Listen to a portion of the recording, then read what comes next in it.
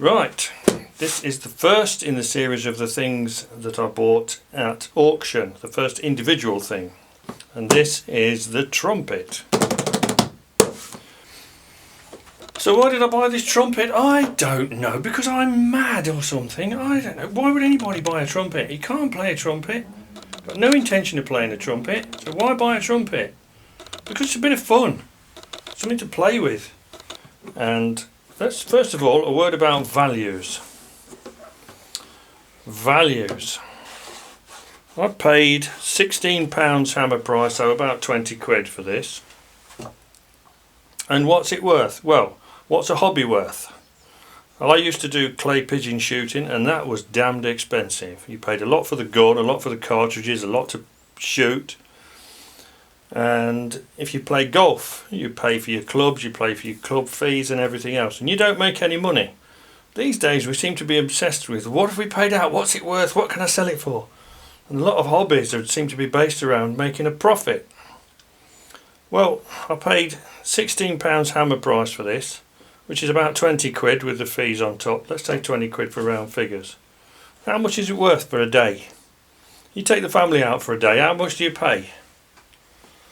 Well, I've had a day's worth cleaning this and messing around with it, so that's got to be worth a tenner, hasn't it?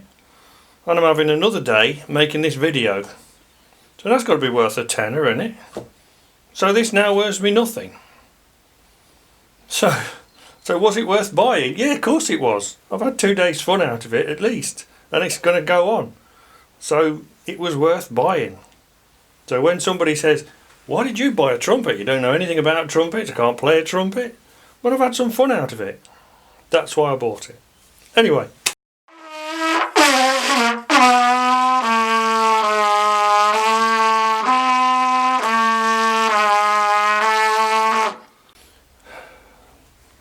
I did a bit of research on these valve tops, and the modern trumpets have flat tops with a fibre washer sunk into the top, and they do the same job. They're still damp, but they're different. These are reminiscent of old trumpets from the 1920s. So I searched on Google and I found some pictures of trumpets from the 1920s, and I thought initially that's what this was, a really old trumpet. But when I got it home, well, when I went to look at it, I noticed there was no brand name on it. And so the consensus is that this is a copy, probably made with old tooling around the 60s or 70s, which is why it's not branded. So it could be sold in any music shop, I'm guessing. But it's had a life, hasn't it?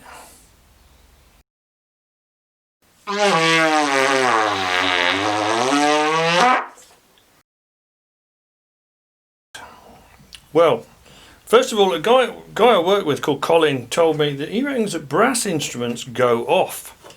They go off, I don't know, they go sour or something over years, whereas people say that wooden instruments actually get better with years. Now, I don't know why that is. I don't know why brass goes off. Somebody tell me if that's true. But the only thing I can think of is that brass, I don't know about music, but I do know a bit about metal. I'm not a metallurgist either, but when you work brass, when you work with it, it work hardens. It goes hard as you work it. So you have to keep heating it up and annealing it to get it soft again. And I just wonder if all this blowing, the resonance going through the tubes, actually hardens up the metal. But I don't know, that's just a theory I'm sticking out there.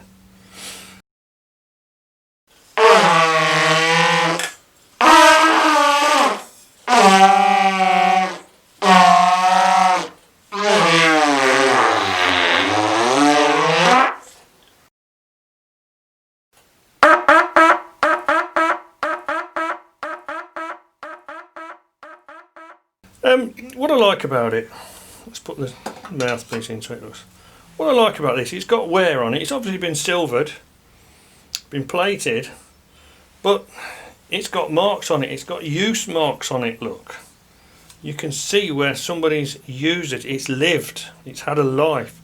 There's two bare parts here, and you can see where somebody's had his finger in there and worn the silver off. This is probably the salt from somebody's fingers.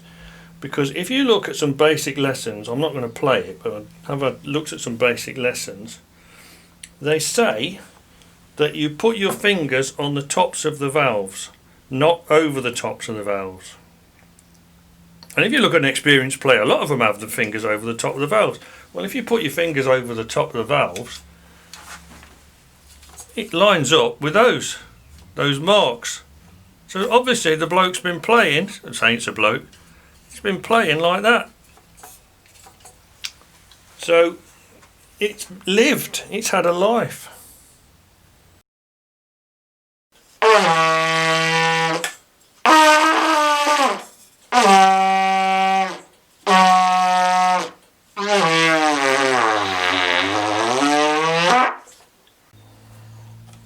But I was lucky to get a mouthpiece with it, and there is something about mouthpieces I have learnt, that apparently this dome inside here is important, and the hole in the middle in relation to everything else, the bigger hole, that little hole in there. So I don't know what this one is like, but I'm glad I got one with it, because sometimes you don't. Also got this little thing, so it's obviously been used for marching, for holding your music. So I'll clean that up. That was black, but that clips into a thing there and sits on top.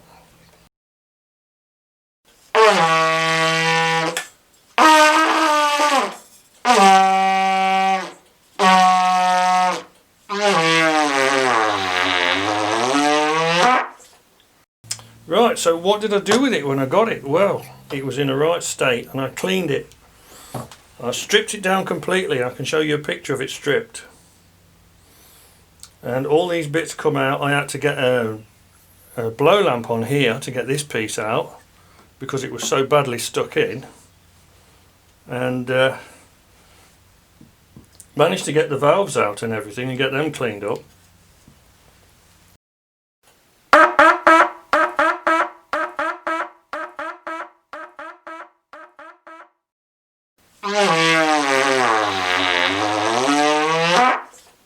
Right, so how does a trumpet work? Well, you blow in there and it comes out there. Job done. That's how it works. And you press these randomly when you feel like.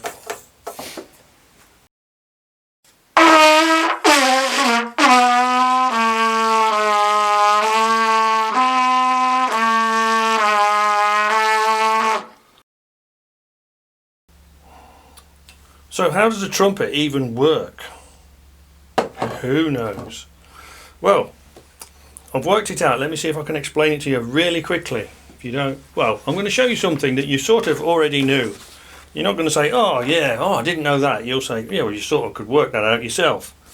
Trombone, dead easy. Slides out and slides back in again. So the tuning clearly depends on the amount of tubing that the sound has to pass through. And with the trombone it's infinitely variable between when it's slid right in to when it's slid right out. So it's the length of the tube that is varying. Okay, same with the trumpet, except that instead of being infinitely variable, there's a series of presets. And this is what the valves do. For instance, take the middle one because it's easier. Well, I'll tell you what, look, we'll go from the start first. Look, the sound comes in here, clearly, as you blow in. It goes round there, it goes through there. Ignore that, it goes straight through there. And then it goes straight through there, straight through that bit. And then it comes out there, goes round there, and out the bell. Right, until you press one of these valves. You press that valve, and instead of going through there, it now comes round there and then back again. And the same with this one. Turn it round because it's on this side. If you press the front one, instead of going, which way is it going now? Hang on, I'm lost. It's going through there, through there. Instead of going through there, you press that, it comes round there, and through there. And the same with this one. Back on this side. You press there, and instead of going through there, it now comes round here, and then round there. So you've got 3 variations. And that's why they're all pressing these different. I don't know anything about which ones you press for which notes. learn that somewhere else. But then we come to this.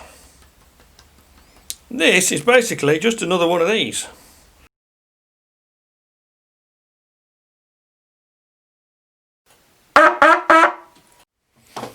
Right, this. Apparently a bog standard trumpet, common or garden trumpet, is called a B flat trumpet. I don't know why it relates to the other instruments in the band or whatever. You'll have to research that, but it's called a B flat trumpet. Now this extra valve, if you turn it, it means you've just put that little loop into the system and it becomes an A trumpet. So this is known as a B flat stroke A trumpet, and that's all that is. Fascinating, isn't it? But I can show you how that works. Now in the bottom of there you can see a little half round thing shape, and that is for this. Let me just refocus, bear with me because I haven't got automatic focus on. There, look, you can see that little pin, and that goes in that little slot so that it goes from there to there, like that. And what happens is, look, you can see these cutouts on here, so that when it's in that position, obviously the sound goes straight through there. And I'm leaving it out of focus, you see what I mean. It goes straight through there, you can see the cutout. When you turn it like that, clearly it's diverting the sound. Alright, I will refocus this time. There you go. It's diverting the sound up there, round the loop and back down there. There you go. So that's how that rotary valve works.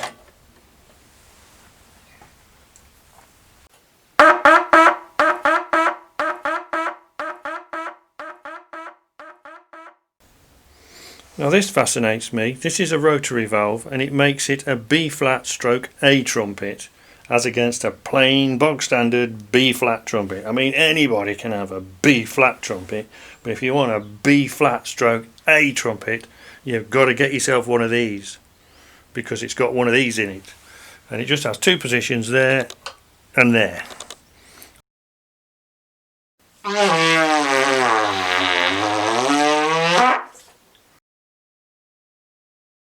Right, how do these valves work then? Goodness knows. Let's see if we can find out. I've loosened this one because I'm prepared, you see.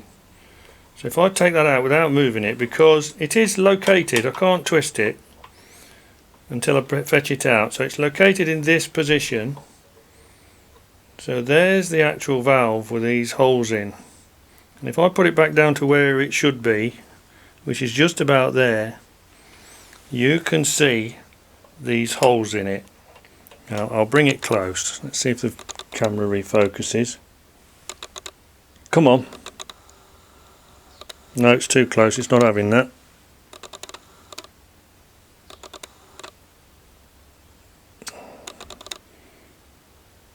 There, I think you can see the holes in it. And they're at obviously calculated angles through this body. Now the bottom one, as it was like that, there's this bottom hole is at an acute angle, look. And it's obviously, it goes across from there to there. You can't see it very well, but it does. If I turn it round, it's the wrong way, but you can see from this side. So it's going from there to there. And then when you push it down,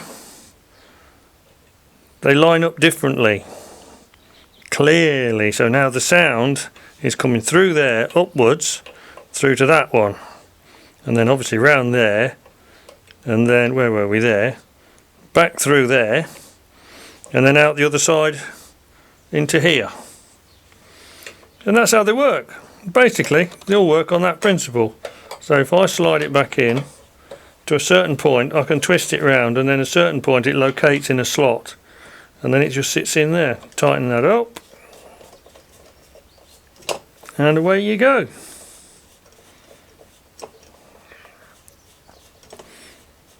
There you go. And as I said earlier, I'm not changing those cork dampers because they're part of the history. It's patination, along with all these dents, look.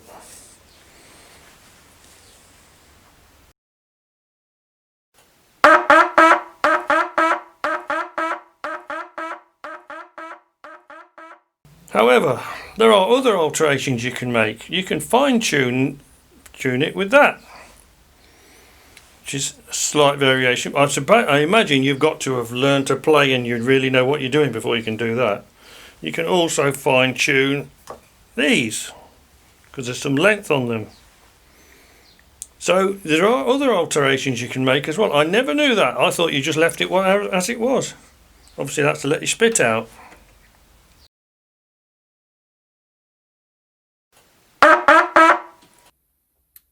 So, in conclusion, what's going to happen to this then? Well, who knows? The most likely thing, I think, is it will probably end up going back into an auction to be sold on to somebody else.